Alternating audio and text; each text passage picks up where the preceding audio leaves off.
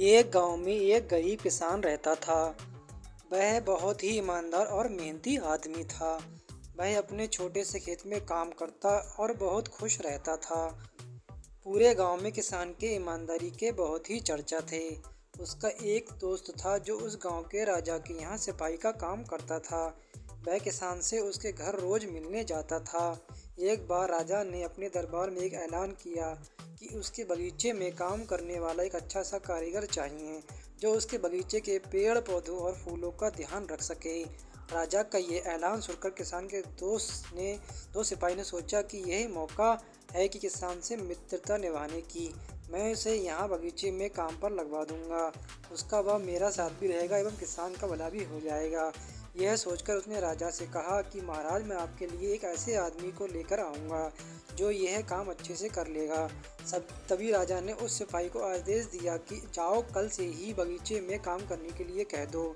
उसी वक्त वह सिपाही अपने दोस्त किसान के पास पहुंच गया और उसने किसान को बगीचे के काम करने की सारी बात बता दी और किसान ने भी काम करने के लिए खुशी खुशी हाँ कर दी। अगले ही दिन अपने दोस्त के साथ राजमहल पहुंच गया। राजा के सामने लेकर गया और राजा ने उसको किसान को बगीचे की पूरी देखभाल का काम सौंप दिया। राजा ने कहा, तुम अगर पूरी ईमानदारी के साथ काम करोगे तो तुम्हें 50 सोने की मुद्राएं हर महीने दूंगा। किसान खुशी खुशी बगीचे में काम करने के लिए हाँ कर देता है और वह उसी वक्त बगीचे में काम करने लगा। किसान बगीचे में बहुत दिल लगाकर काम करता था। कुछ दिन बीत गए। किसान ने बगीचे को बहुत सुंदर व हरा भरा बना दिया।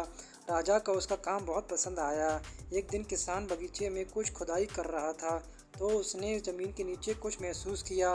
तो उसने खुदाई किया तो देखा कि नीचे एक बड़ी सी संदूक थी। किसान ने वह संदूक बाहर निकाला और खोला तो क्या देखा कि वह सोने और चांदी से भरी हुई थी। यह देखकर किसान बहुत खुश हुआ और अपनी ईमानदारी दिखाते हुए राजा के पास पहुंच गया। राजा किसान की ईमानदारी देखकर बहुत खुश हुआ और उसके साथ वहां गया जहां किसान ने खजाना निकाला था। राजा ने देखा तो कहा, ये खजाना तो हमारे पुरखों का है, हम कई वर्षों से खोज रहे थे। खजाना देखकर राजा बहुत ही खुश हो जाता है। राजा अगले ही दिन किसान से पूछता है, तुम्हें क्या इनाम चाहिए? किसान बोला, मालिक, मुझे कुछ नहीं चाहिए, मेरे पास जो भी है मैं उसी में खुश हूँ। राजा उसकी इतनी अच्छी बात सुनकर और खुश हो गया और उसने किसान को अपना मंत्री बनाने का फैसला किया। किसान ने राजा की बात मान ली और मंत्री बन गया।